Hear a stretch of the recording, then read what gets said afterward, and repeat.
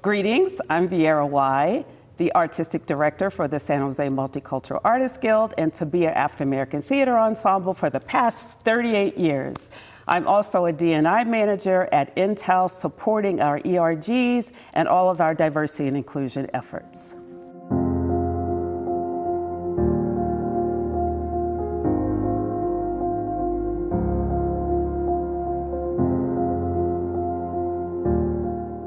Welcome to this installment of Living Legends, and I am supremely excited that I am interviewing Viera Whye. She is absolutely amazing, and I can't wait to get into her story. So sit right there as we get ready to jump in.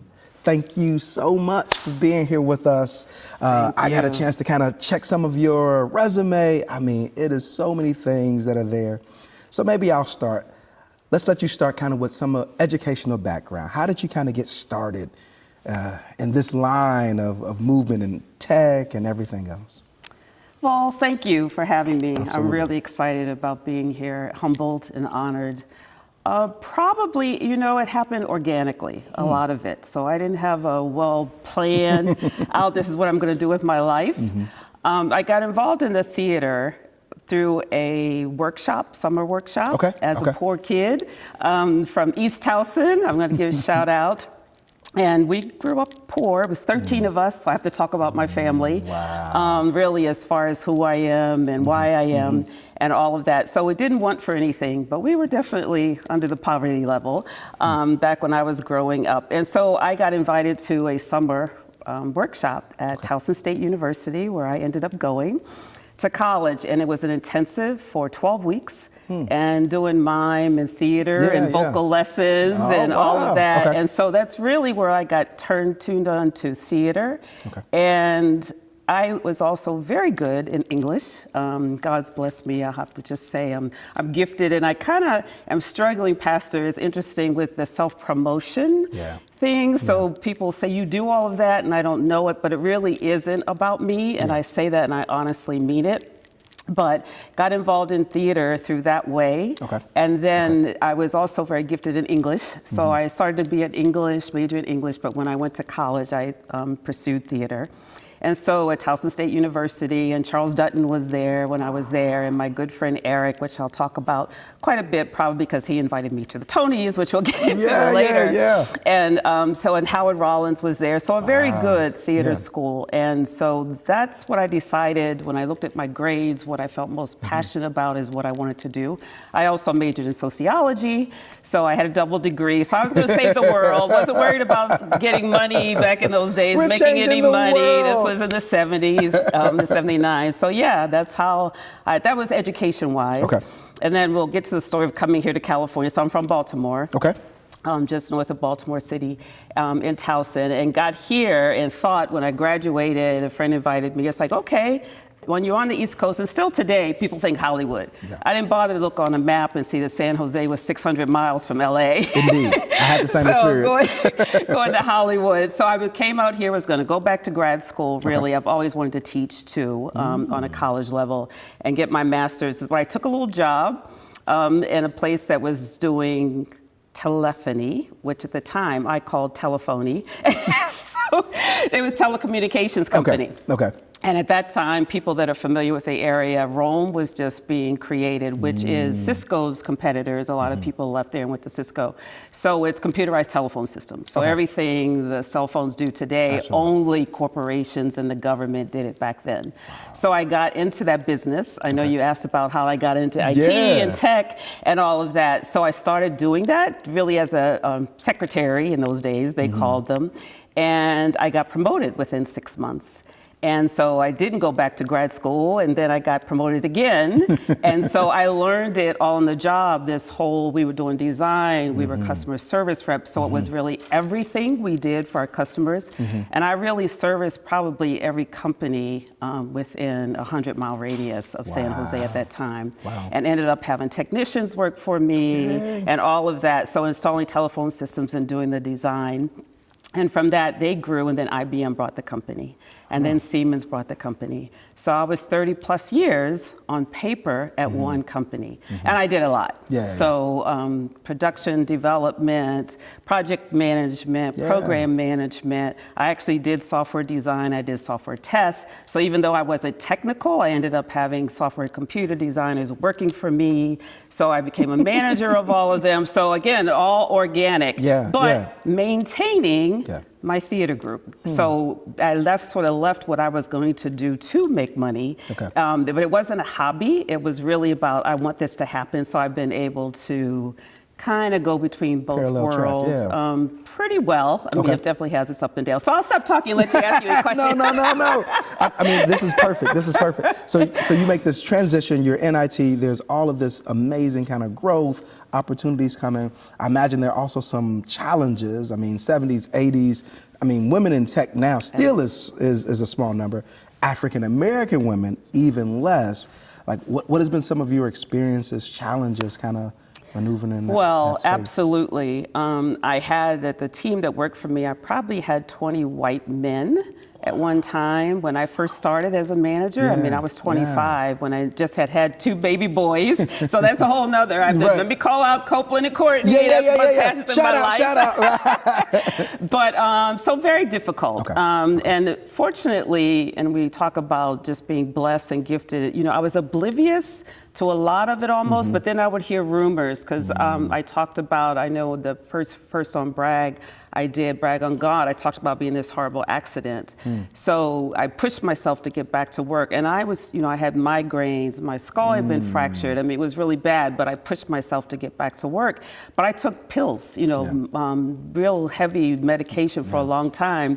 And then found out that some of the guys were saying I was doing drugs. You know, so the whole stereotype that I was a drug addict. And I'm like, what are they talking about? So, but, you know, just people, so crazy things like that. And then the pressure from the guys working for me and then above. So all the microaggressions, all the biases, which now I'm in the diversity and inclusion space at Intel, I know what that was, you know, and all the microaggressions we feel every day walking into the corporate world. At that time, you know, I wasn't as aware really as I am now because I'm acute to it, you know, just really seeing it. But I just believed, you know, in myself that you have everything you need to get by. I totally trusted that. I mean, my sons were great. And then I started getting my sons involved in everything. And my husband just supportive, my family. I've always felt, and I mean this in a really positive way, special. I talked about, you know, I was the baby of 13. And so there's a lot of dynamics and craziness with all of that, but always special. That I was a baby sister. You know, I was my dad's pride and joy, and my mom. And all of that. And I was listening to someone at work talk about, they asked him, well, what are your values and all that? He said, you are who your parents are, if they're the people you want to role model yourself after. And my parents were that way, you know, especially my mom. I mean, but, you know, with the little we had, she did a lot. And she just instilled to me the sense of being generous and kind and also hard. You know? Like, both you know, when I have to jack up my boys, I knew I needed to do that. So just really blessed that I know that I've been gifted in just a very positive way, just everything that's come for me. I was the first in my family to graduate from college. I wasn't the first to go, but to graduate and then to move 3,000, 6,000 miles away across the country and come out where I knew no one other than my husband, who I married at the time. Now I know everybody in San Jose, or they know me. It's just sometimes I think, wow. I mean, and I like that anonymity for a while, to be honest. Nobody knows. But once you started doing the theater and running that, and it's just become, and again, I'm blessed. I don't let everybody in, to be honest. A lot of people know me. I have acquaintances, but I'm very particular about who I share me with, people that I know that I can trust and love, and that God sends me, you know, in a way that I could just be discerning on who is the right and who's not right. But open and kind to all. Kindness is a real important to me, and giving and charity and all of that. It's real important. That sounds like a whole nother segment we should get in, because I do feel like there are people who don't know how to differentiate the two. Like, if I'm kind and nice, that means I have to give full access all the time, and that's not true. Or I have to be the opposite. I can't give you any access, so you become cold. Well, the truth is, it doesn't have to be That's either right, you or. have to balance. That's right. Yeah. That's right. And I think that's healthy too, right? I think there's only so much that the human person can really take. So we should be very, very intentional about who we give access to ourselves. But that's a different one. And I give way too much. If you let my friends tell it, I'm learning to say no. This is my year of saying no. No. Okay. Well, thank you for saying yes to this then. Yes. So then I think that does lead to a great segue. So D&I, how did you get now into that? And what is D&I, just in case? Yep. Just in case there's others that may not know. And folks do ask, so diversity and inclusion, and today it's more diversity, equity, and inclusion, DEI. So, and again, I will tie that to who I am and have always been. I can remember in elementary school where they would have the students on the short bus and people would bully and mistreat them. And I always was giving a voice to them, people that didn't have a voice. And recently I heard it's not people that don't have a voice, it's giving them a platform for their voice, because they do. And so I've always just been in the terms of equity and fairness. You know, one of the things that people ask me, what would be my pet peeve? It is unfairness, where people treat people unequally, and there are no big and small people. And, you know, some of us deserve more praise and have worked hard and deserve that, but we are all equal. I truly believe that. So it's been in my heart to always have that fairness. And then even when I was again, as a Black woman, as you said, it's always been a platform where I've had to have a voice. And again, using that voice with my education and everything that I am to be a voice for other people, to really stand in that. And so when I left Siemens, which I worked for over 30 plus years in a lot of different roles, technically, and didn't have a job. If you recall, I think that was right around the time you came, maybe short was after, about 8 years ago. And we had just started the pledge, and it's like, how am I going to do this? And it's like, I'm going to do this. And I just said, I'm going to do this. And within 3 months, I had a job at Intel, an amazing job and all of that. Went to do program management, project management, I thought, and did that for a while in IT. But then that switched into a people's team with the focus on, and they basically HR people within the business units. And my focus was diversity and inclusion. So through that, and then I moved into a real diversity and inclusion role where we have a D&I partners, and I support the corporate groups, finance and HR and legal and strategy, doing D&I for the past 5 or 6 years. So it's a whole industry, as you may know at this point, but really focusing on, you know, getting people there, hiring, progression, retention of people of color. So that is my job. And making sure that people that get there want to be there, and that there's a sense of belonging. So the unconscious bias training, the microaggressions training, I actually do that training. And then calling it out, giving people, when you see it, you know, say something. You don't have to. And as a woman is a big part of it. So a lot of it focuses on the women. They have made them get the most advantages out of a lot of the work that's been done. But our numbers, you know, within tech for Black folks is extremely low, right? And so we still haven't, even though we've put all this attention on it the past few years since the killing of George Floyd, it still hasn't moved the numbers the way it needs to. So it's constant. Going into the schools, telling them, you don't have to have these kind of college degrees anymore. You know, the companies, you can train these people. You're going to train them anyway to do what you need them to do. So do they need to have that college education, or go to the community colleges and and returnships of women. So we're doing a lot of different programs that my team is a part of. And I am a manager of a small team as of a year ago. So I also have my own business units I'm supporting, and now I'm supporting a team of people. So it's a lot, but at the same time, I feel like I can handle it. You know, God's brought me to it. He's going to bring me through it till I can retire, which is not too long from now, and I hope in a few years. And that's the way. And as I say that, I'm going to lead into about the theater, because that's why all of these things going on, the miraculous things we do with Tabia, is that if God brought us to it, he's going to bring me through it. And the show we did last year, Songs for Humanity, it almost broke me because it was just coming out of COVID and the tech people weren't around, and people weren't used to going to rehearsals, and just everything wasn't coming together, and the cost. And I ended up really doing it a lot, almost solo, I felt. But it's like, I prayed my way through it, and it was the most miraculous, I could say, proudest piece of art that I have. And we've done a lot of wonderful things, but that one had a special meaning for me. So, yeah. And so, I mean, great segue. So we talk about kind of like this parallel track that's happening with theater, and I don't want to just blow past it because we're in Silicon Valley. There isn't a huge African-American population. So to have, number one, an African-American ensemble, but then to be over the whole kind of like theater guild is a big thing. So how did all of that kind of come together, and especially here? Yeah, so I will just say I combine the two. You know, people say, how do you do tech and then you do that? But really it is about managing people, time, and money, at least the administrative piece that I find myself more in with managing, right, being the artistic director.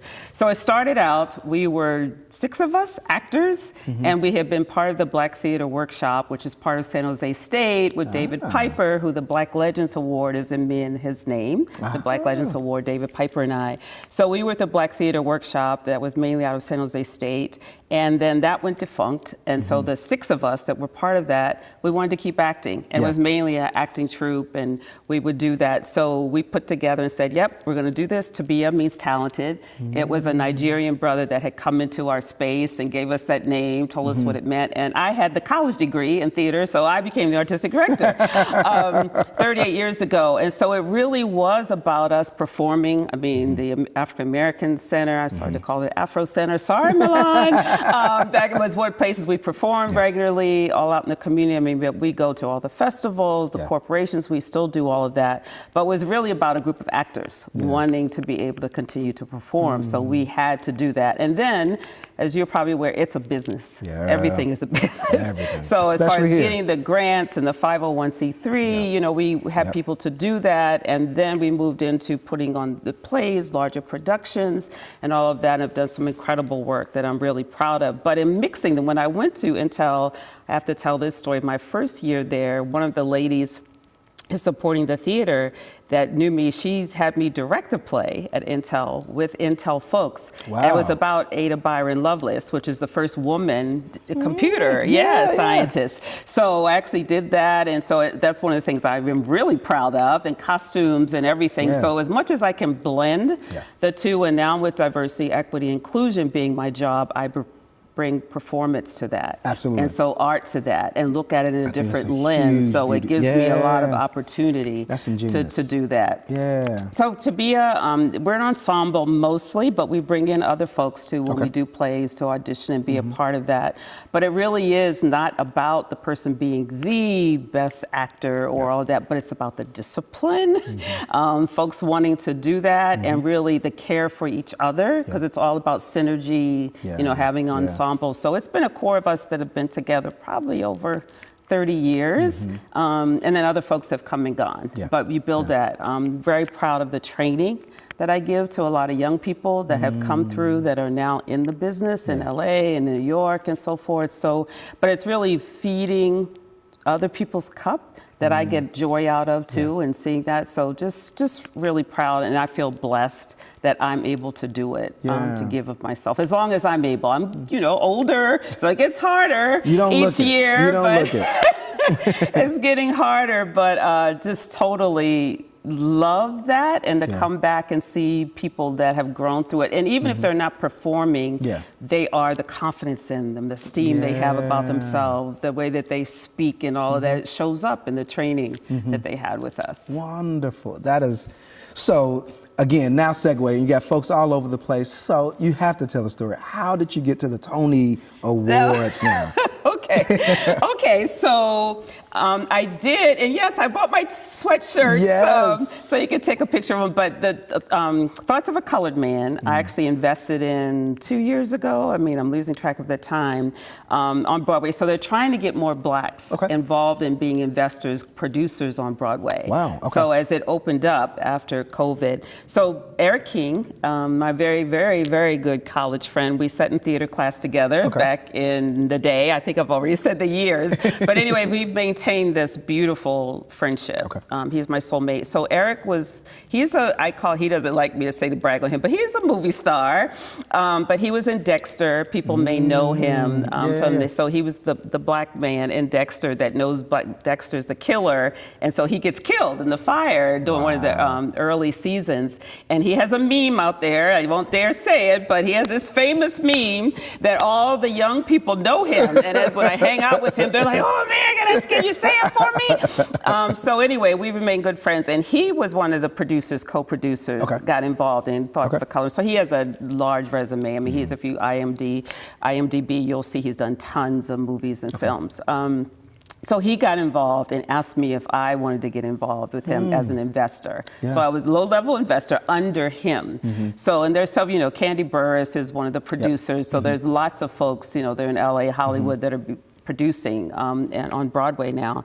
So he got involved. That show didn't do well. It was actually COVID shut it down because all the actors but it was wonderful. It's sort of a Mail for Color Girls, if you're familiar with that. Done well, but didn't do well financially. I mean, artistically, I thought it was great. But then along came Piano Lesson with Sam Jackson and and Denzel's son. Absolutely. So I also invested in that with him as co-producer. And so that was nominated for Tony, the play revival, and then Sam as a featured actor. Neither one of them won, but we got an invite to the Tonys. But it was last minute because they didn't know whether they were going to have the Tonys because of the writer's strike. So honoring that, they weren't sure, and it was kind of him and how they were going to do it without the scripts. So they did. So Thursday night, I think it was, the night before he says, okay, do you want this ticket?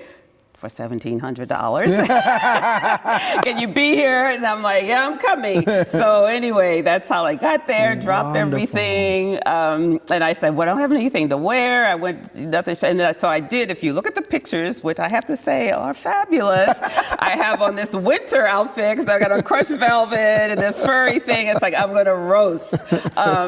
So anyway, we got there, got on the plane, got there. It was absolutely wonderful. But I have to say, it was so hot in that theater. They moved it uptown, as they say. It was in Washington Heights. Usually it's on Broadway in that area. But which is good. I'm glad they did. That's where they filmed In the Heights movie. So a Latinx community, and it's the regular folks that was sitting all out. But they went there. Beautiful, beautiful United Palace, I think it's called, theater.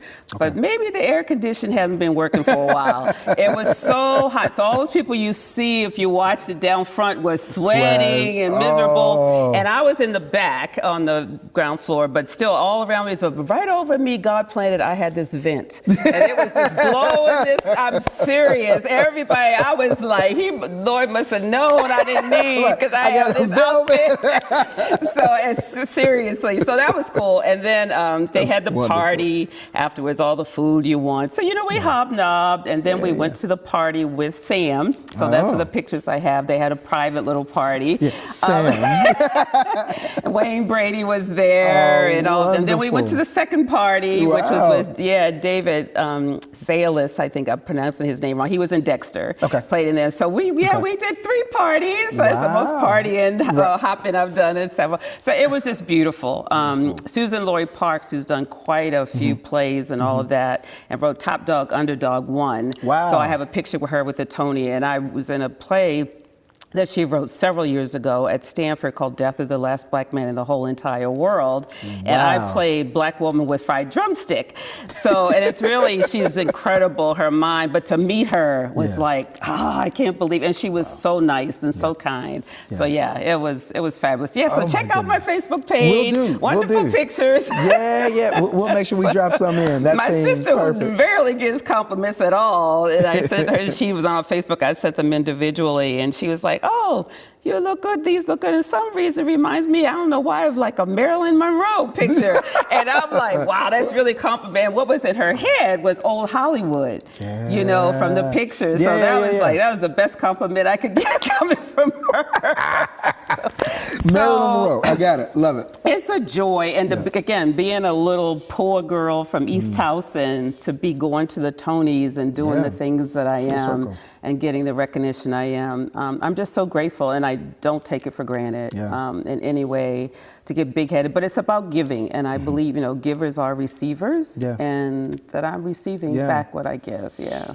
I'm always amazed. I've some of the best stories and best interviews I've had with people, like, it wasn't like we had this life planned out, right? Like, and there's nothing wrong with that. I think that's great too.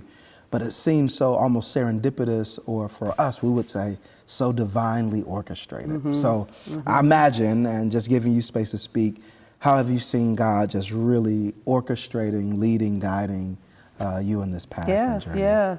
And I've absolutely everything that I do, coming through that accident the way I did. And, again, I'm going to bring up my sons. Both of my boys played in the NFL, for a short time. And they weren't where we spent a lot of money going to camps. They didn't get recognized the way they should have in high school. Oh, really? They were not recruited to college. They were not drafted to the NFL. But yet they made it, and they played, and deservedly so. So of course, I attribute some of that to their mom, the persevering person that she is. But just through believing that my belief with their belief in themselves, and having that discipline and work ethic and all that. So again, I believe that's rewarded and recognized.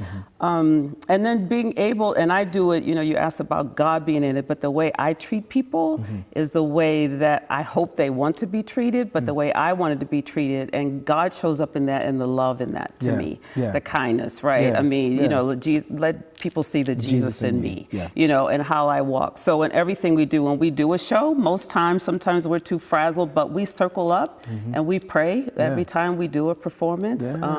It ignites us, it inspires us that we keep that present, that what we're doing may be anointed. We may be anointed in someone else receiving that. And through my mom, when I think of all of that, I mean, my mom was a praying woman, and Sunday nights, the radio and all of that. And when I usually do the prayers, people are like, wow, it's like this little preacher comes out in me.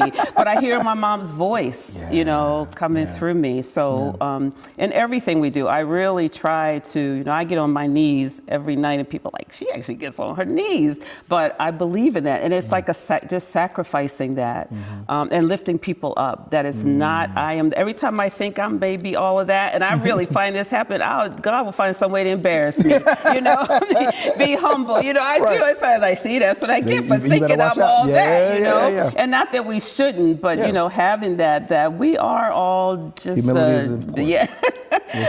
these bones and flesh that we could mess up at any time, that whole imposter syndrome, which there's different things about that, right? How that works. But it really, I believe we do know who we are. And people may see us different, like all the rewards. It's been my season of recognition, from the Kappas, from Cindy Chavez, I mean, all of these rewards, winning being selected as the 100 Black Woman of the Year.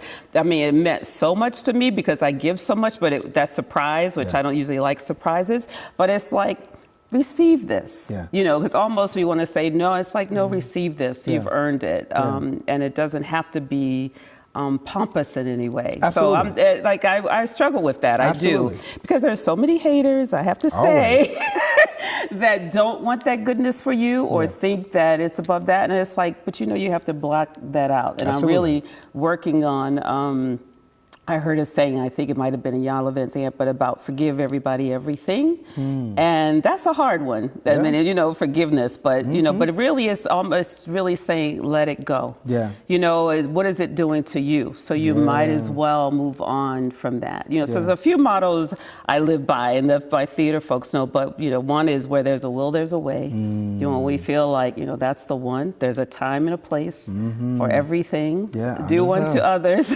This too shall pass. It's like 5 mottos that I hear ringing in my head all the time that really inspire me to inspire others. That is so amazing. Of course, it makes me think of a scripture that people typically don't think about this way, but I do.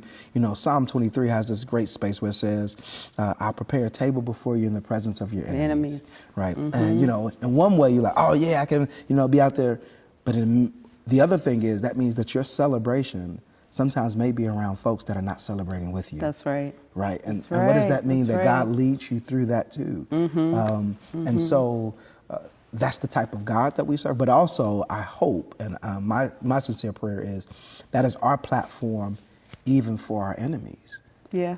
The way in which we show Christ and show who God is not always just to put our foot upon their head or knee in their neck, right? It's also to still be able to invite them to the table, and let that happen. So yeah, it's the only way it's going to change. Absolutely. Is through the conversation. Us being able to tell those stories where people see each other human. You know, I'm as human as you. You know, just like you want for your family. It's like, you know, get rid of the mess. But we have to keep talking. I mean, that's what I do at work is like, if I can share, I'm going to share. And you're going to hear my story if you're willing to I'm going to say it. I'm going to say it. So yeah, as you can see, I got a lot going on. There's probably amazing. 10 other things I didn't think to say. Absolutely. But, well, I think it's amazing, and I wanted to lift that up. I want people to know that sometimes we're sitting next to folks, unbeknownst, right, who are doing amazing things. And the same is true for us. Like, God really has blessed us with some amazing people who are doing absolutely amazing things. And I hope, if nothing else, it's inspiration for somebody else. There are other people that might be saying all the reasons why they can't, but they'll see all the reasons why they can in part of your story. And so I always like to culminate with this question. If anybody is watching, what is the thing that you would love for them to either take away or remember most about your story? It's a good question, always, because we do a radio show with African Jamal Davis, and he would always ask this question: what do you want people to know about you or take away? And I think, as I've said to him, it's that there's a good person that lives inside of me, and that goodness can be used for good, and to continue to do that, and that I'm willing to do that, and I would hope people would not want to take advantage or misuse it because I'm willing to give.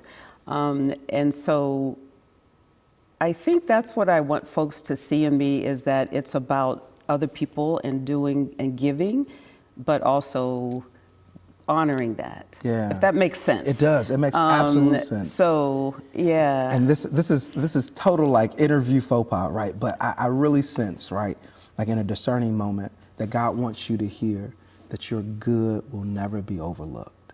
You know what I'm saying? And I know I struggle with it because there can be pain associated. As soon as the pain comes, we start to say, that must not be good. But sometimes that is the exact thing that we need. I mean, we're growing from. Yeah, and we grow from it. Absolutely. Yeah. I mean, we literally serve a Savior who the best thing that ever happened to us was probably the worst thing that ever happened to him. That's true. And so, so that goodness, you don't have to ever worry about it. God got you. Yeah, That's what got and you I this trust far. in that. Yeah, believe in that. Amen. Well, it has been an absolute pleasure. Your story, and that's one of the things I've been so inspired by. It's just the stories. Like, it's not just a novel. It's not an article. We're watching life happen. Yeah. So thank you for the choices you've made. Thank you for your willingness to share. Thank you. Thank you for being you. Well, thank you. And thanks for the community. You know, that Black Legends Award means a lot. So finally, you know, getting that due and people really saying, she deserves, she's been here. I still think of myself as an East Coast person, even though I've lived here longer now, but so. All right. Well, thank you all so much. I hope that you have enjoyed this installment of Living Legends.